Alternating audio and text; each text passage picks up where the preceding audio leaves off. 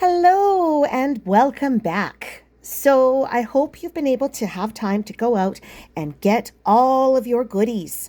So here again, like I said, you need your yarn, you need your needle, your hooks, you need your scissors, your needles, and your stitch markers. So let's get started on our sweater shawl, yarn shawl with sleeves, whatever you want to call it. So as usual, we have to start with our slip knot. So, like I said before, yarn tail over the hand. There's the tail. Whoopsie. There's the tail. We make that a little bit longer.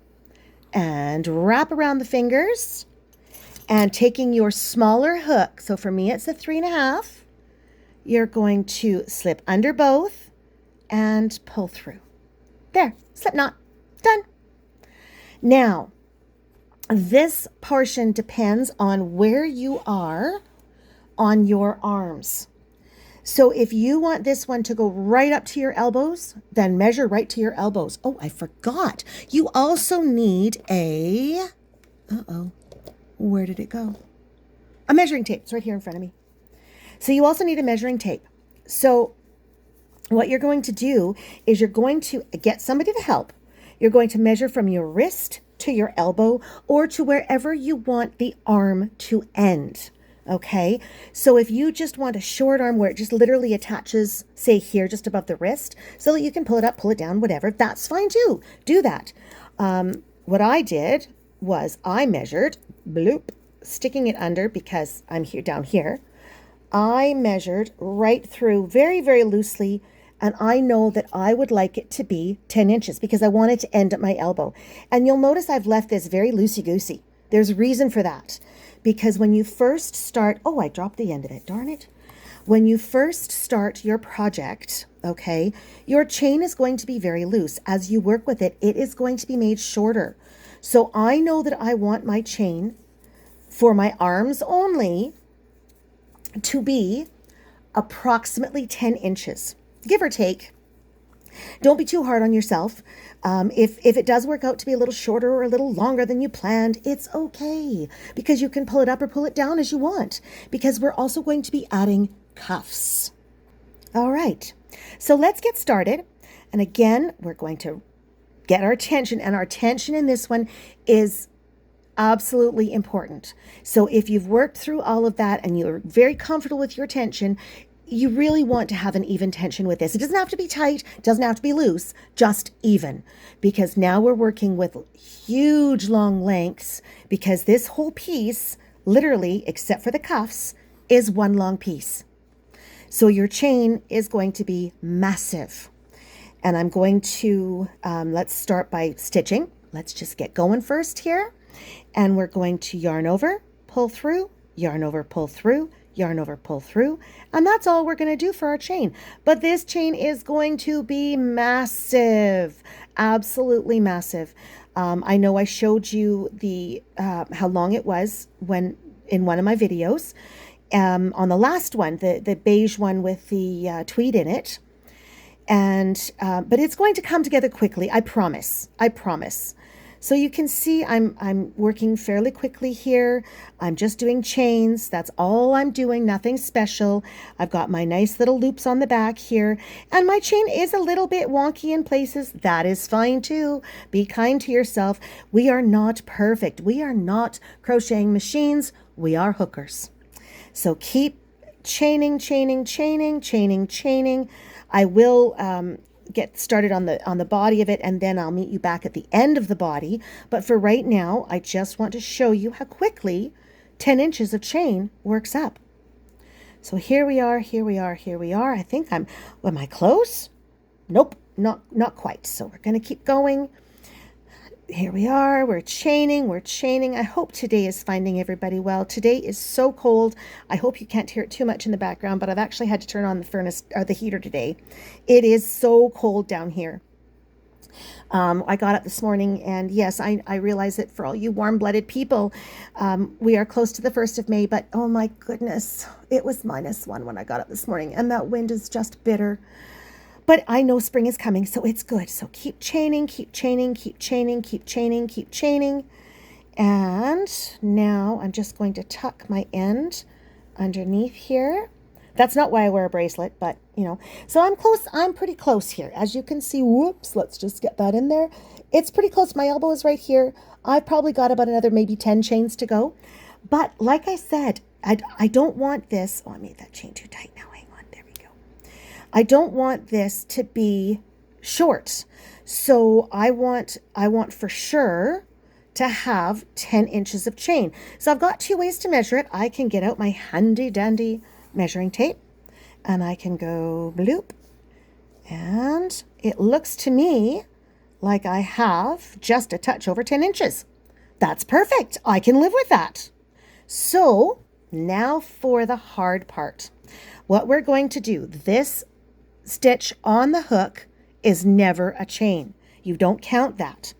But we're going to have to count these because we're going to have to remember how many we did, but we're also going to put one of our handy dandy little stitch markers right here. So that is the last chain on the arm. But now we're going to have to count because we have to remember what we do to this arm, we have to do at the other end of the body stitches for the other arm. Okay, so now I'm going to count. And it's really super simple. I've got my very first one. It's a little bit small, but you can still see it. 1, 2, 3, 4, 5, 6, 7, 8, 9, 10, 11, 12, 13, 14. Can you guys see this? 15, 16, 17, 18, 19, 20, 21, 22, 23, 24, 25, 26, 27, 28, 29, 30, 31, 32, 33, 34, 35, 36, 37, 38, 39, 40, 41, 42, 43, 44, 45, 46, 47, 48, 49, 50, 51, 52, whoops, twisted on me, 52, 53, 54, 55. Now, as you can see, I started on the front side of the chain, which is fine, but a lot of times it's super easy to count because every time your thumb or your nail goes over the bump, you can count, right? Because every one of those bumps is a stitch. That's the back side of the chain. This is the front side of the chain. Yeah, that looks lovely, but sometimes your eyes get crossed or what have you, and you've forgotten how much you've counted. So once you've got that number, do yourself a favor, write it down because you're going to need it. Now, what we're going to do is we're going to put aside our little hook and bring up our big hook. And you're going, well, yeah, but is it going to make that much of a difference? It does. Trust me on this. So now, how you measure this next part is you're going to have to get some help. I've already done my measuring, so I know where I'm at. You're going to have to get some help, and you're going to have to get somebody to wrap yourself in one of these. Now, the only bad part about these is, and you're going to go, well, yeah, but that's a really long amount. It only goes to 5 feet, and you're thinking, well, 5 feet is more than enough. What you've got to remember is it's got to go from where you're so you're 10 inches. Sorry, it'll be easy to see this way. So ignoring this, okay, but this is your first 10 inches for just your arms. So ignoring that, we're going to start at our elbow. We're going to wrap it around the front of our body, wrap it around the back of our body, come around the front again, and go down to your opposite elbow. So that is a lot of room there. And you think, well, 5 feet is more than enough. No, it's not. For me, I know that 5 feet was not enough. So you're going to have to get somebody to help. And I know that I needed, I believe it was 6.5 feet altogether for me. And you're going, yeah, but that's way too long. It's not. Trust me. And give yourself a generous chain. It's better if it's too big rather than too small. So we're ready to start that body chain. Take the time out to do your measurements and then come back to see me.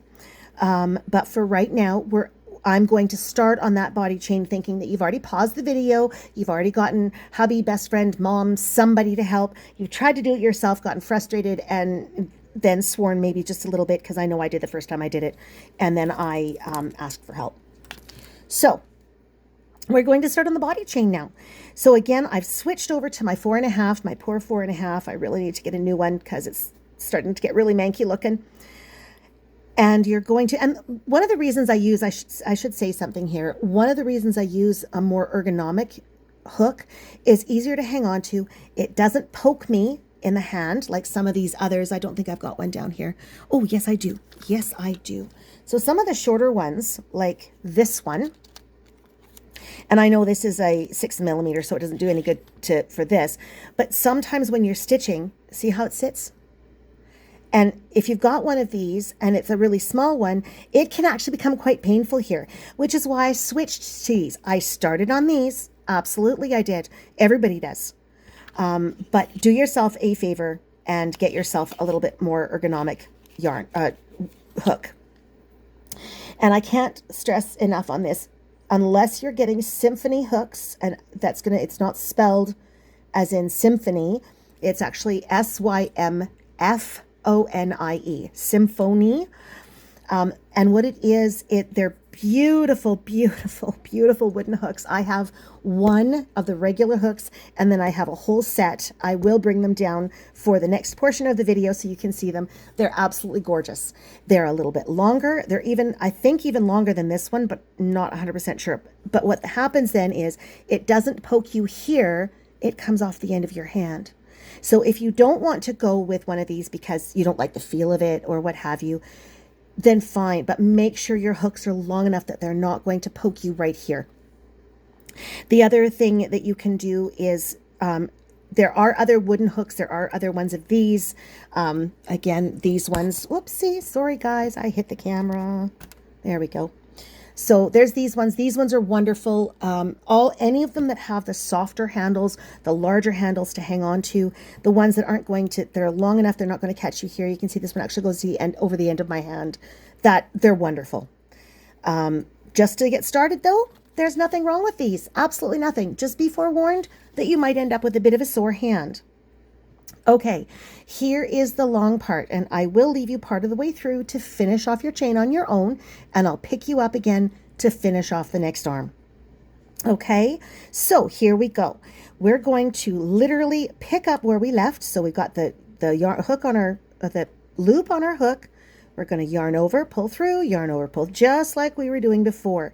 And I know that you're going to say, but Sherry, it doesn't look much different. When you really get into the project, you're going to thank me for this. Thank me for using the 2 different size hooks. And you're literally just going to keep chaining until you get to your 6 feet, your 5 feet, your 4 feet, however long you feel you need. You do not have to count these chains at all. If it's for a specific person, you can, but you don't have to. If it's, if you're that kind of person that needs to count, you can absolutely count, because I will say this, if you're using the exact same size of yarn as this, for a small, you're going to want about 300 stitches. Goodness, that is a lot of counting and a lot of chances for people to interrupt you, and you will swear. You will say nasty words when people interrupt you when you're counting. But about 300 stitches will be perfect for a small-ish, maybe a little bit bigger than a small. And again, just you can count. You don't have to count. You can measure. Whatever makes you happy is what you should be doing. So I will leave you to chain as long as you need, and when we come back, we will then finish off the other sleeve. So happy chaining and good luck. Okay, I am back, and I have this huge, long chain. And I know that it's going to go around where I want it to go around with a little bit of, oh, now I'm all tangled, with a little bit of extra room, because I can. So now this is my last chain right here. Remember, this doesn't count as a stitch. My last chain is right here, but I don't want to mark that one. I want to, because I marked the last chain of the arm. So I actually want to mark my next chain. So I'm going to take out my big hook and I'm going to tuck in my little hook.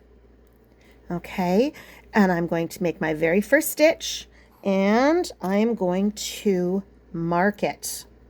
So my very, very first stitch is the one I want to mark. And if I might suggest, when you're marking your stitches, don't mark the little loopy bit at the back. Mark on the side. So here's my little loop of that stitch. I marked on the side of it. Okay. So now I want to do the same amount of stitches. And again, if you really, really, really don't like counting, or like what happened when I was halfway through this one, somebody decided that they needed to let me know that some trivial thing. And I just said, oh, thank you so much. Now I have to start over because I was trying to count to let people know. Mine actually, for this particular project, I used 500 stitches. Okay, that is a lot of stitches. So when somebody bothers you halfway through and you haven't marked any of them because you've forgotten or whatever, doesn't really matter, but let's just say you've forgotten and now you have to go back and start over again. So for a 3X, you're going to need, if you're using the same yarn as I am, you're going to use about 500 stitches. Okay, so now let's go back to the arm. So now I'm going to, where's my arm? There is the first part that I started, first part I started with. And let's just say I don't want to count my 50 and some odd stitches because I didn't bother to write it down or whatever, okay? And now I go, well, heck, how many did I do? Doesn't matter. It really doesn't matter. So what you're going to do is you're just going to measure it, okay, against that first one that you did. But remember, don't stretch it. That's the worst mistake you can make. And I'm just going to put this all over nice and neat without stretching so that I can measure it. Okay, so here we go. I'm just going to finish up the stitches for my arm. And again, all I'm doing is yarn over, pull through, yarn over, pull through. It's the exact same thing, just using a different hook size. Okay, the most important part is what's coming up. And that's why I thought, well, you know what? I will show you that, yes, counting is absolutely vital in certain patterns. It's absolutely vital. But in this one, this is a bit more loosey-goosey. It's okay. You can do whatever you want. Oops, my yarn is stuck. There we go. And you can just measure it as you go. Now, before I get too much further, I just want to see where I'm at. You can also, like I said, I use 10 inches. You can also measure it on the measuring tape. So I've still got a few more inches to go. So we'll just chat here a bit while I finish these up and we'll go from there. And I was going to say, while we're doing this, please don't forget to like and subscribe to my channel if you like what I'm doing. If you let me know in the comments what you would like to learn how to do next. I would love to read them. I love reading comments and I try very, very hard to, oopsie, I think I might have done too many. Yeah, it looks to me like I've done, oh, no, maybe not. So as long as I'm not stretched, it looks like I might need to do maybe 2 more stitches. So you can see here, here's my last stitch. And it looks like I maybe need to do 2 more stitches. Okay, so I'm just going to do 2 more stitches just to make sure, because the stitches are so tiny. If I do 2 more stitches, it's not going to make a huge difference in the length of the arm. Okay, and then I want to do 1 more for my turning chain. Now we get to work. So what we're going to do, oh goodness, I'm all tangled. Oh my goodness. The problem with these long chains is you get all tangled up. Okay, so here we go. Now we're going to actually get into the body of the shawl, sweater shawl, whatever you want to call it. I like calling it a sweater shawl because it feels like you're wearing a big cozy sweater, but you're not enveloped in it. You don't have to worry about closing it and all of that other fun stuff. And it looks a bit more sleek. Alrighty, so we've got our turning chain. We're going to take a look at where our lumps and bumps are because, again, I don't want to have to do a border on this. I want the shawl to be able to stand by itself. So I want this portion of it to be seen. And you can see my stitches are not perfect, but they'll turn out that way. So what I'm going to do is I'm going to flip that over and I'm going to see all my fancy smancy little bumps on here. I'm not going to go into this first one, and I'm going to go into my second one. I'm going to go through the bump, yarn over, pull through, yarn over, pull through 2. And that's all we're going to do across. We're just going to do single crochets, but we are going to have to switch hooks when we get to the end of our sleeve. And we're going to have to do that at the end of the body piece to go back to the sleeve again. So, and what this does, rather than having a seam that you have to try to make invisible, this gives you one continuous piece so that the only seam that you have is when you sew the sleeves together. Okay? And it will look so nice. I did not get pictures of my seam. I was actually quite proud of that particular seam. It just was beautiful. But that's okay because we're going to do the seam on this arm. So I'm going to do my 50 some odd stitches on this arm, and then all I'm doing is just single crochet, as you can see. So it's literally just setting up the boundary. Okay. I would start with with the single crochet chain 1 on the body, but I do like to have a bit of a firmer edge to it. It gives a little more balance, gives a little more structure, and it's not going to be terribly loosey-goosey for whoever's wearing it, whether it's you or whether this is a gift for somebody else. And please feel free, if you are doing farmers markets like I am, or you have somebody that says, I love your shawl, please feel free to use this pattern for anybody.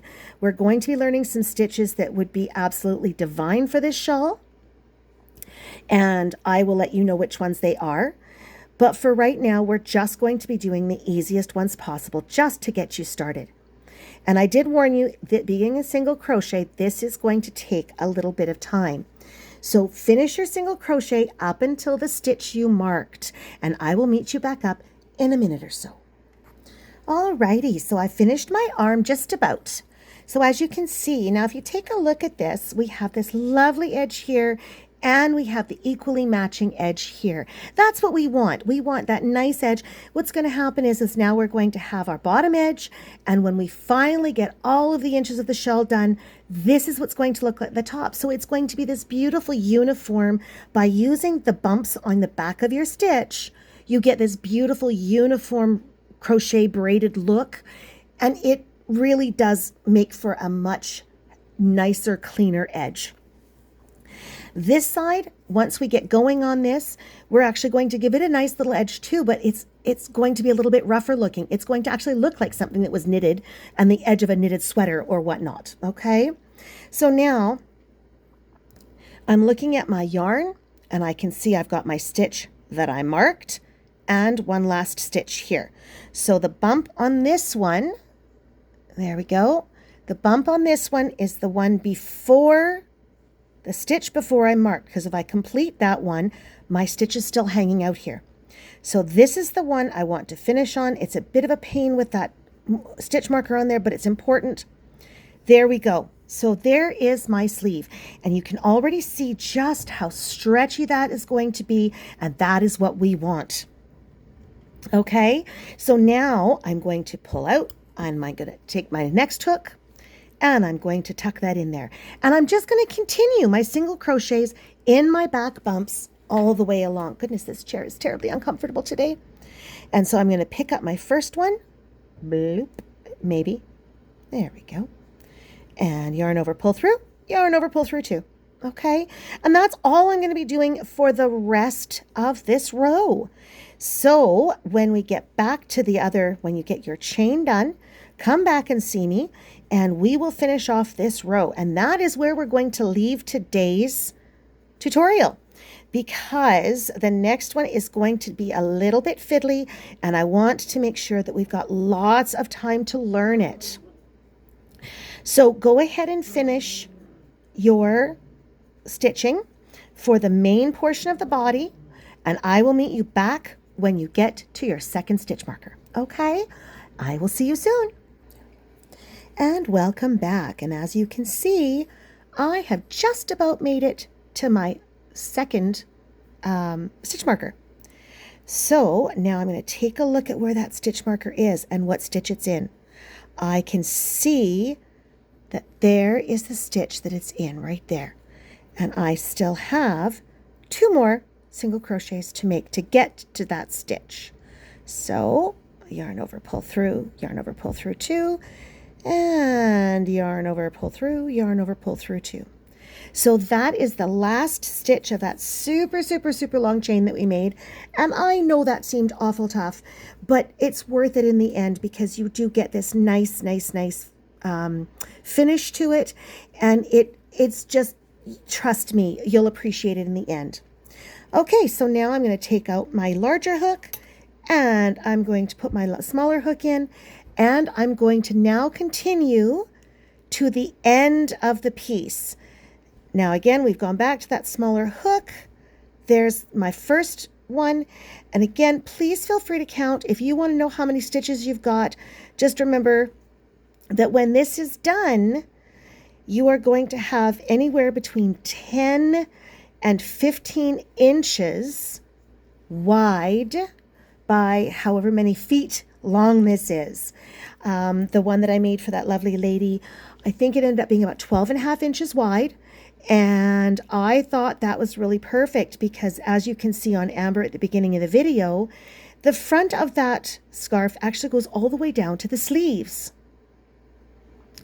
And the front of this video, sorry, Amber is modeling that shawl, and the front of the shawl is long enough that it actually goes from neck down to, oh goodness, where is my bump? There's my bump. Down to the edge at the beginning of the sleeves. And I made those sleeves long enough so that she could pull them up if she was so inclined. She could put them down if she was so inclined. And you know what? This is such a versatile pattern. It is really quite wonderful. So I will then just finish off this. I'll meet you up again when I've got 2 or 3 stitches left, and we shall finish the first row. Alrighty, so I'm just about done, as you can see. Just got a couple of stitches left. And I'm going to finish those off and get you started. No, I'm not. I'm going to leave you hanging like the old-fashioned cliffhanger movies. And we will pick up again on the next video for the actual body of the shawl. But I want to make sure that you get right to that last stitch, because otherwise you're going to have this little taily bit hanging out. So the very first stitch that came off of that slip knot has to be caught as well. This one will probably end up being a little tighter like mine was, and that's fine. So there we are. We have done the setup rows. We've got a good start on our shawl. I know it doesn't seem like much at this point, but it is, trust me. Okay, so when we return, or when I return, we are going to be learning our back loop double crochet and what is called the moss stitch, or the linen stitch, or whatever you want to call it. That's the stitch that it is. I do believe I've heard it called the moss stitch and the linen stitch. It's a pretty stitch. I don't care. And it's also a super easy one. So I will leave you here. I am going to do a little video that's going to come out just before this one, because I realized that I have forgotten to show you guys how to get the center out of a ball of yarn. So I know that you're already going to know how to do that by the time you get to this point, but I'm going to go and film that one really quickly. So I shall take my leave of you. If you find that your chain doesn't look all uniform, okay, like this, and you've got raggle-taggly bits on the top, raggle-taggly bits on the bottom, you know what? Take it out. Start over again. If you're not happy, start over. Or if you're happy with it because it is your very, very first project, again, remember to be kind. Then leave it. I take a look at the blanket that I made for Josh and I go, oh my goodness, the mistakes, the mistakes, the mistakes. But you know what? My grandson loves that blanket to bits and bits and bits. So be kind to yourself. This is your very, very first project. Trust me, it will mean so much to you down the road. And you'll be surprised how little, well, sometimes, how little those mistakes that you've made to get it started will matter. And some of the mistakes where you can kind of see mine is a little bit oopsie doopsie, that's fine because that's going to all straighten out at the end. So if your yarn is doing the oopsie doopsie thing, ignore it. It is totally fine. And remember, be kind to yourself because that is how you can be kind to others. So keep smiling, my friends, my fellow hookers, and until we continue our journey, I bid you adieu. My name is Sherry, and I am addicted to yarn.